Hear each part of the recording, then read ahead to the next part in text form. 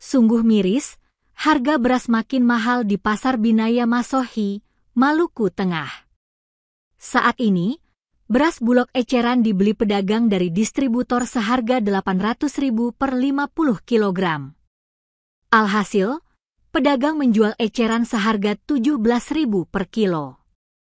Hal tersebut berdasarkan konfirmasi tribunambon.com dengan salah seorang pedagang sembako di Pasar Binaya, Masohi, Selasa, 12 Agustus 2025, sekira pukul 12.40 WIB.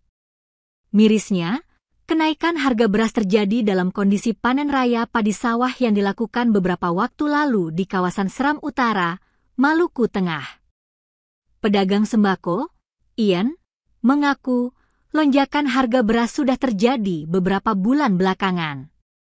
Dikonfirmasi soal beras bulog yang dijualnya kategori premium atau medium, Ian mengatakan tidak tahu. Dikatakan, ia membeli beras bulog dari Makassar, di mana distributor memberi harga demikian. Kepala rumah tangga itu menyampaikan, melonjaknya harga beras turut berpengaruh ke kuantitas pembeli. Ia menuturkan, para pembeli jarang membeli beras per karung, namun lebih dominan memilih beras eceran. Di akhir konfirmasinya kepada tribunambon.com, Ian berharap agar harga beras bisa segera turun. Untuk diketahui, sejumlah merek beras premium juga dijual pedagang yang beralamat di Kelurahan Ampera itu, diantaranya beras anak raja 10 kg, Rp90.000 per karung. Beras jempol oke 10 kg, Rp175 per karung, dan Rp17.000 per kilo. Beras pisang aroma 10 kg, Rp180 per karung. Beras santap lezat, dijual eceran, Rp19.000 per kilo. Beras AAA 9 kg, Rp170.000 per karung, dan Rp17.000 per kilo.